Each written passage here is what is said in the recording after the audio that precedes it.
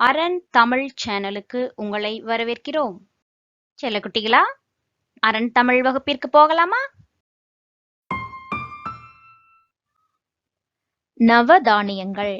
நம்ம இந்த வகுப்புல படிக்க போறது நவதானியங்கள். தானியங்கள். இந்த தானியங்கள் எதற்கு பயன்படுது? உடலை வலுவாக்கவும் ஆரோக்கியமாக வைத்துக் கொள்ளவும் உதவுவது தானியங்கள்.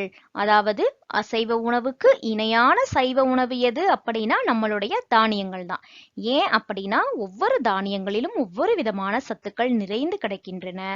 பொதுவாக அனைத்து பயிர்கள் பருப்பு வகைகளில் புரதச்சத்து புரோட்டீன் என்று சொல்லப்படுகின்ற புரதச்சத்து அதிகமாக உள்ளது. சரியா? தானியங்கள் நிறைய வகைகள் இருக்கு. நம்ம இந்த வகுப்புல படிக்க போறது நவதானியங்கள்.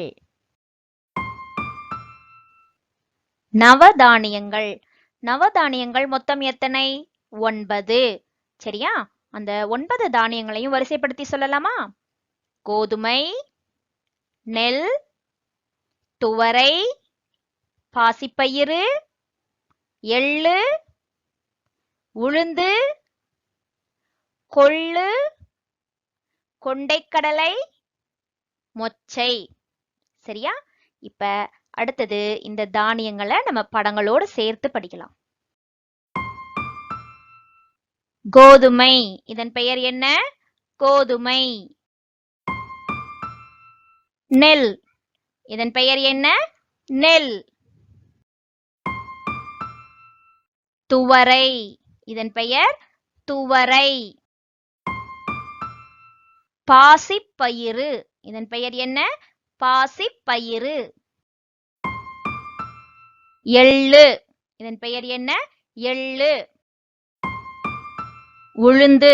இதன் பெயர் என்ன? உளுந்து. கொள்ளு. இதன் பெயர் கொள்ளு. கொண்டைக்கடலை. இதன் பெயர் என்ன? கொண்டைக்கடலை. அதாவது சுண்டல் அப்படின்னு சில பக்கங்கள்ல சொல்லுவாங்க. தானியங்களின் ராஜா என அழைக்கப்படுவது இந்த கொண்டைக்கடலை. சரியா? மொச்சை. இதன் பெயர் என்ன?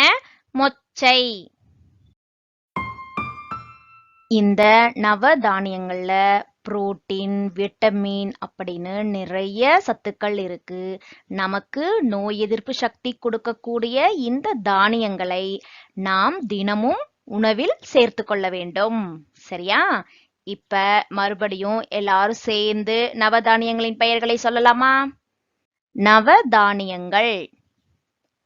கோதுமை, கோதுமை, நெல், நெல், துவரை, துவரை, பாசிப்பயிறு, பாசிப்பயிறு, எள்ளு, எள்ளு, உளுந்து, உளுந்து, கொள்ளு, கொள்ளு, கொண்டைக்கடலை, கொண்டைக்கடலை, மொச்சை. மொச்சை.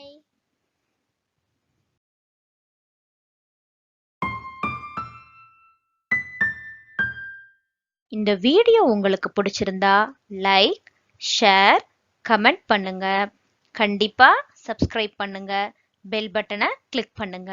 மீண்டும் சந்திப்போம். இது அரண் தமிழ்.